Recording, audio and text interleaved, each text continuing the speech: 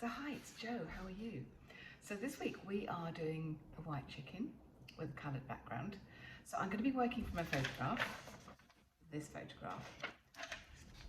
Now a lot of artists do work from photographs and there's nothing wrong with working from photographs, it's about how we use them. So what I'm going to do, what I have done is I've done 3 thumbnail little watercolours. They're very basic, but it's just to demonstrate the composition, you know, where do I place my chicken on the page so that it works really well. So I'll talk through my process, and then once I've decided which one I like the best, I've already drawn it up, and I demonstrate how I'm painting this chicken. It's not a highly detailed chicken, but I do show you the process, and at the end I'll show you sort of a slightly worked up version, but I'm going to sort of complete it and complete the background, and I'm going to put that on my website. I'll do a blog to go on the website at joannbingham.com, so that you can sort of see how I've worked up from a fairly basic painting to a more detailed painting and put a little bit more background in, because you know it's very hard to get. Sometimes I can take easily half an hour to draw an eye, so it's very hard to sort of squeeze a whole picture into about 20 minutes. It's really hard. You know, in the future I'm going to develop this a little bit more, but at the moment I'm still sort of trying to condense things. So please like and subscribe, and I hope you've enjoyed the video, and I will see you next week. Thanks very much. Bye. So hi, right, we're doing a white chicken today, painting a white chicken on a coloured background.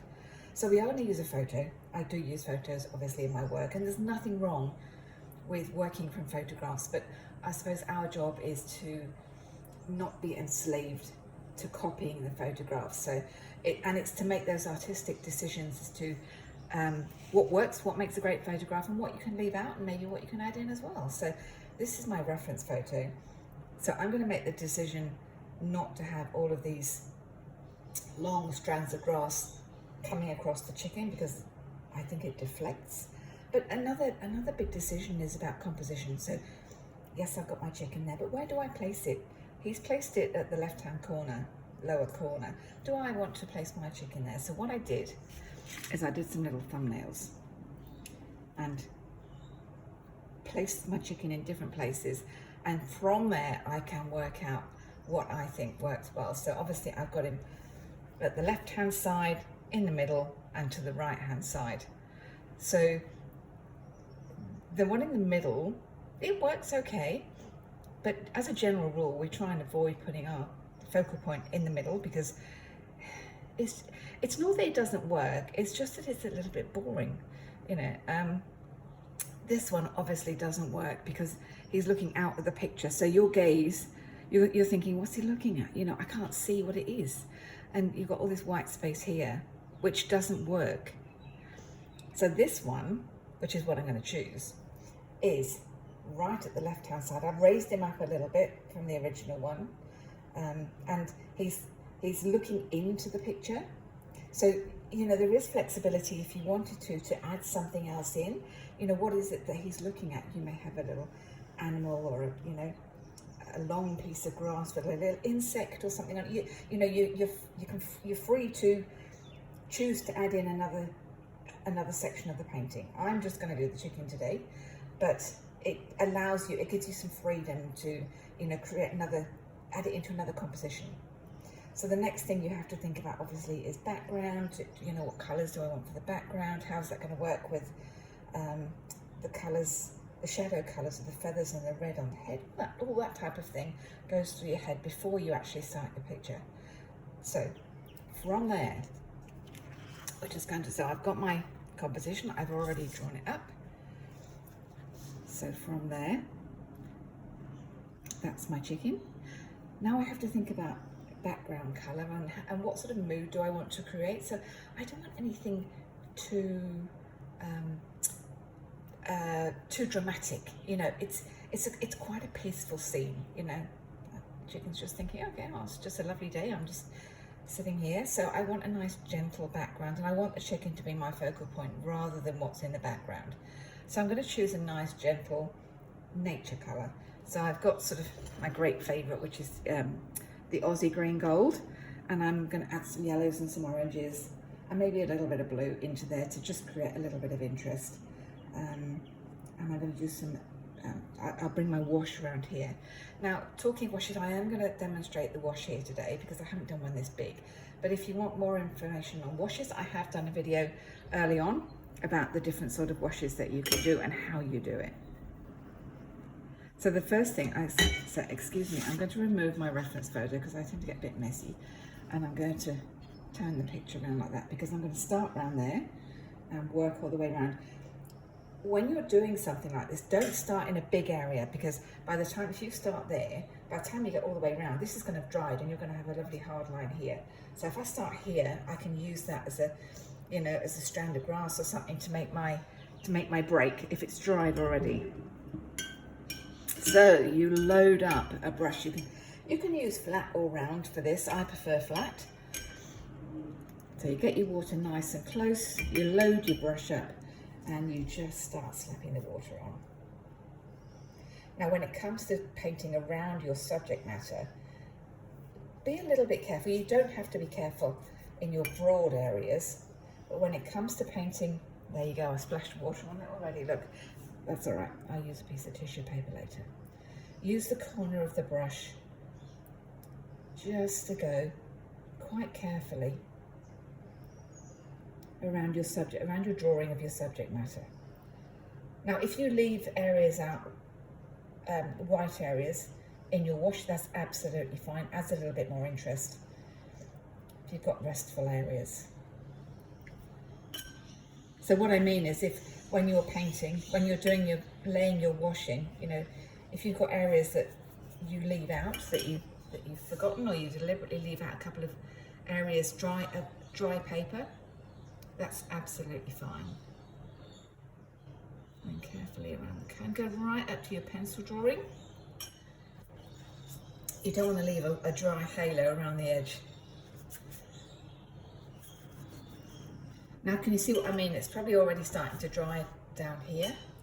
So I'm very quickly, and don't keep going until your brush dries out. Refresh your brush often. And then right round here again. Underneath the chicken. Okay, so I've wet the background. I can turn it back down now. Okay, so now I go for a nice round brush. Mine's a Princeton number 10. And I've already prepared my background colours. You can add as many colours as you want in your background. You can have whatever you like. This is the beauty of it. Actually, I might turn it back round. You can turn it upside down, look. Do whatever makes it easier for you. Don't make life difficult. But can you see how by dropping it in wet, you're getting a beautiful soft value. Not value, that's the wrong word. Soft blending to your background. But B, it's much easier to work, and you can work quite a long time without it drying out. Because, you know, when it starts drying out, you get hard lines. So I'm putting my darker colours around the chicken because I want that white, the white feathers to show up.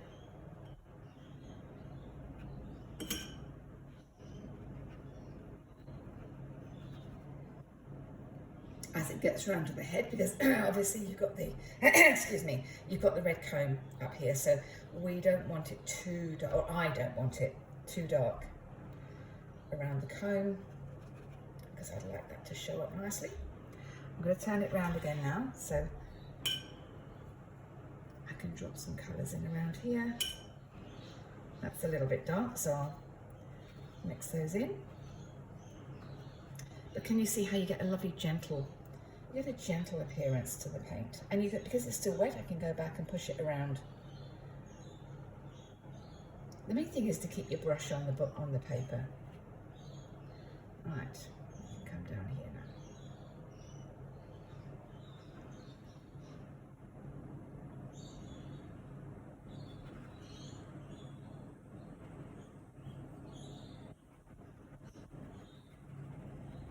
So be consistent. If you've got dark colours down here, then, you know, darken your colours as you come down.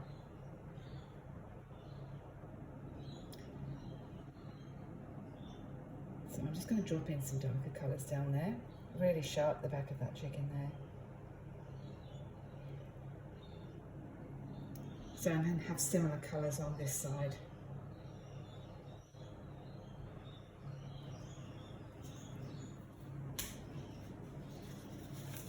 Look, I splashed a little bit of green on there, so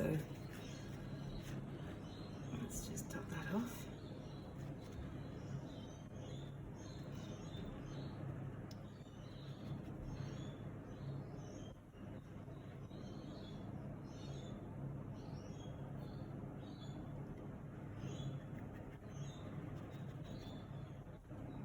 Get that lovely buckling again. There's nothing you can do about that. Just try and soak up a little bit of the water. Push it around a little bit.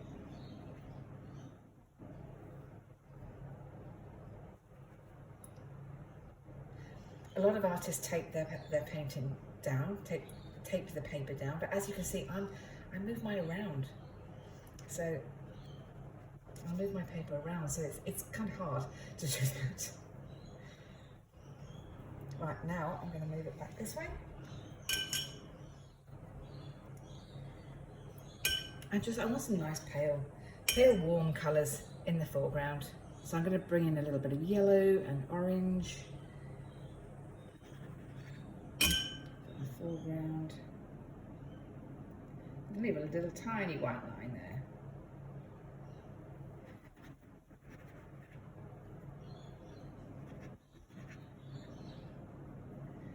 Let's just do a couple of grasses or straw, bits of straw going up there.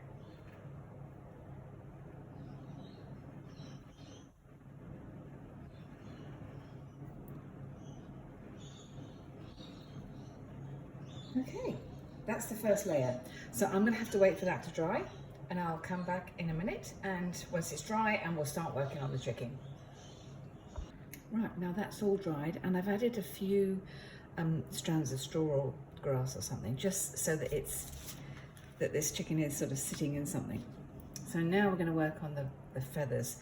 Now I'm going to keep the feathers really light because I want the focus to go on the chicken's head, that beautiful red comb.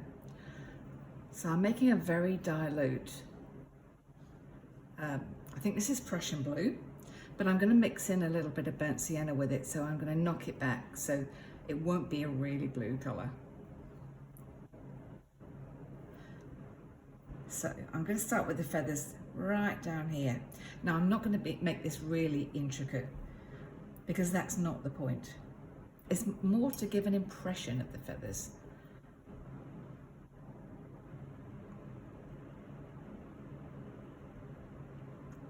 So if you are working from photographs and you are trying to sort of, you know, gauge what you're painting from an image, have it as close as possible.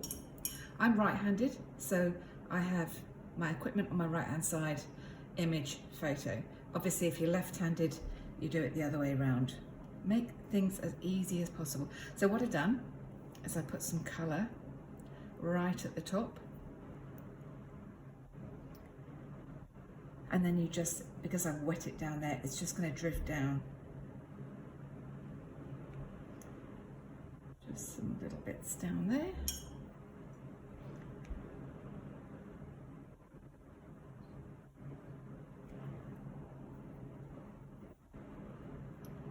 A little bit here, just to give it the impression of the tail.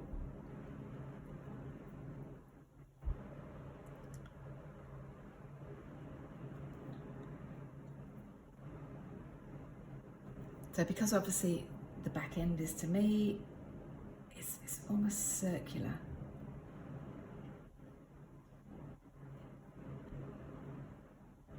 Again, I just want to keep it really light. We're not going to use any white paint, so we're going to keep the white of the paper.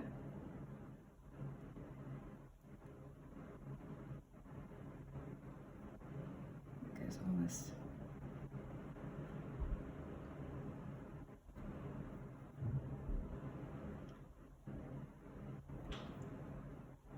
So I'm using both the burnt sienna and the blue, which gives it a nice gentle. I'm using it very, very high. They call it highlight, which is very little colour. Because if you put too much paint on it, just, you know, you lose that beautiful lightness of the feathers.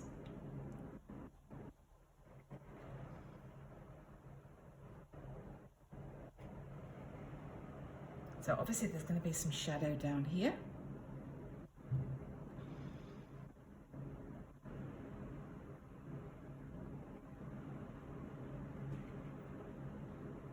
And a little bit down there.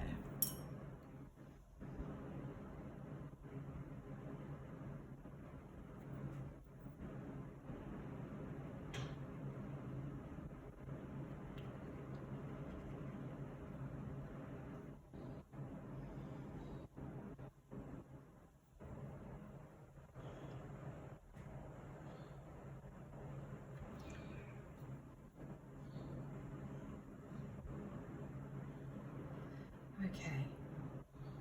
Now I'm not going to go into great detail because, you know, that would take a while. We just want to make the impression. So we'll just do a little bit on the feathers, the wing feathers here.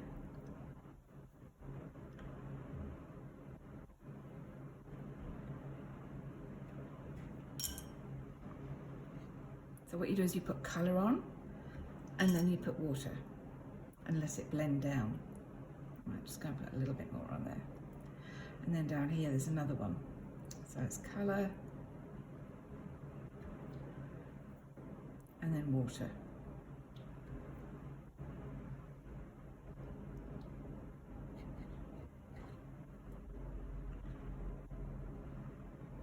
And then you can use a slightly thicker mix just to draw a couple of feathers here.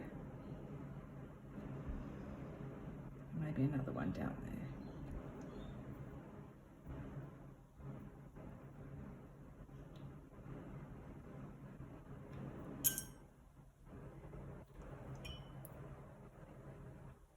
Just a very light.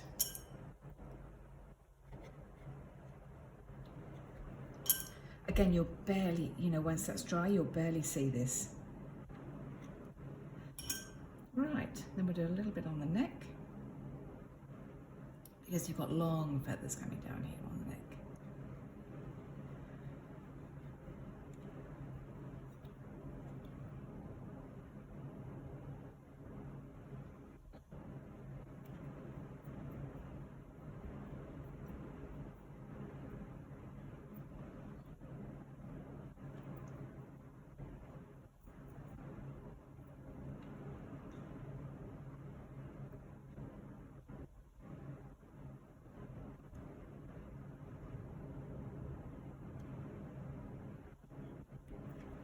And now I'm going to go on and do the red comb, and you'll see how that really stands out because I've kept all the other colours really subtle.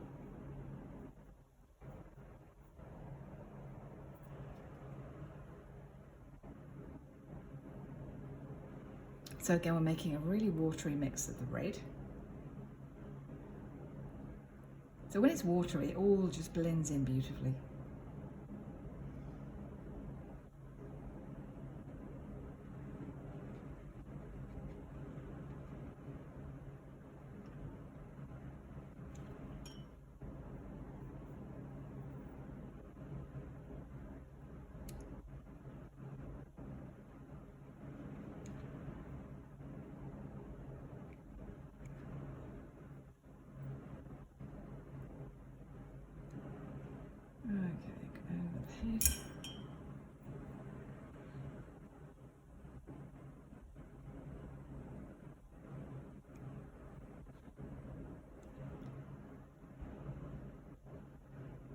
Top knot.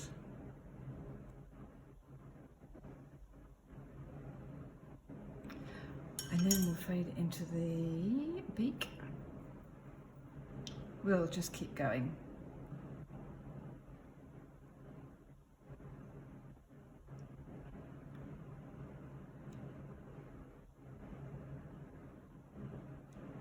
Okay, I'm just going to wait for that to dry. I'll give it 2 minutes and then I'll come back and finish that off. Okay, so now that the red is dried, we're going to do the eye and just put a couple of finishing touches to it. Now what I'm going to do is I will paint this up, you know, to almost completion point and post it on my website, joannebingham.com, so that you will be able to see how it finishes up. Okay, now for the eye, for chicken's eyes, they often have lighter eyes. So this one's got a light brown eye. So I'm going to mix raw sienna and burnt sienna. Now for those starting out in watercolour, these are absolutely essential colours. Regardless of whether you paint landscapes, animals, people, they're just really, really useful colours in a basic watercolour set. So we're just going to paint the iris. Not worried about the pupil, just have to make sure that we get that colour in.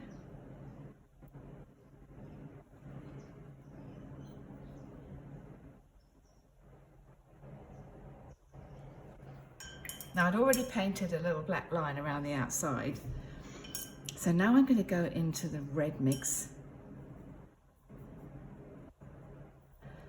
and paint around the eye. Now I'm going to paint light, because if you notice that chickens have a light line around the eye, as all animals do.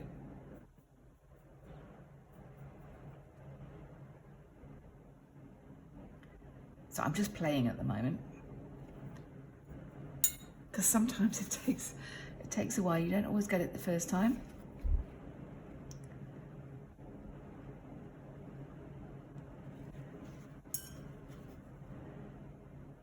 What I'll do is I'll lower the camera in a minute once I've done the eye so that you can see it a little bit better.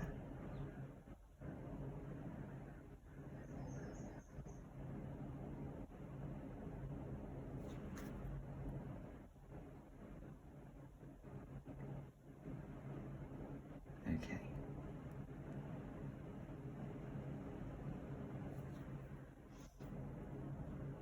So I've put paint on and taken paint off, and now I'm putting a little bit more of the iris colour in. And now I'm going to go back. I've got a Payne's Grey and Sepia mix, which is my dark colour. So I'm just touching up around the outside of the eye. And now I'm going to put the pupil in.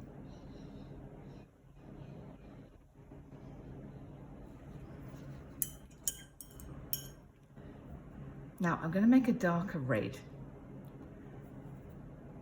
I was saying about they have a ridge of skin around the eyes.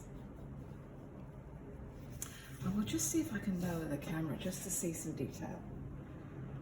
Let's see if we can do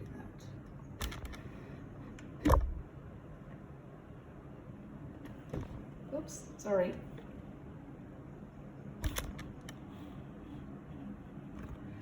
Oops. Oh, we're doing really well today, aren't we? Right, let's see. I think you can see it a little bit clearer.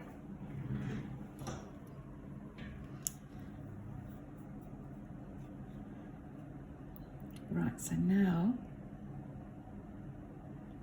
they have a little ridge of skin right round the eye. So we're doing a darker line there. I'm going to soften it, don't worry.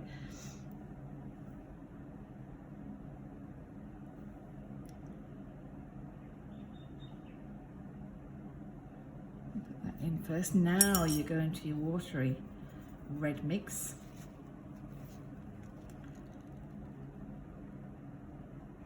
And soften the outside.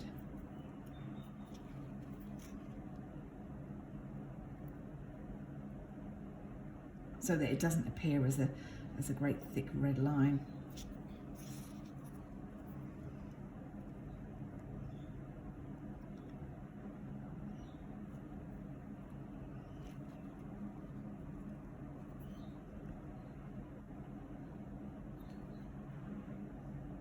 And then a little bit inside.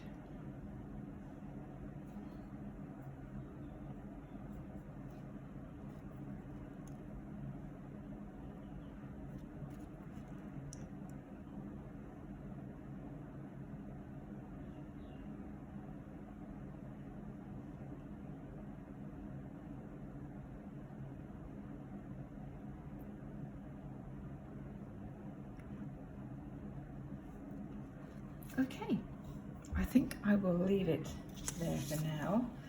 I'll have a little bit of a play before I actually post the last picture, but then I will, as I said, I'll paint it up and put it on the website. So I really hope that you've got something out of this this tutorial today, and thank you for watching, and I'll see you next time. Bye.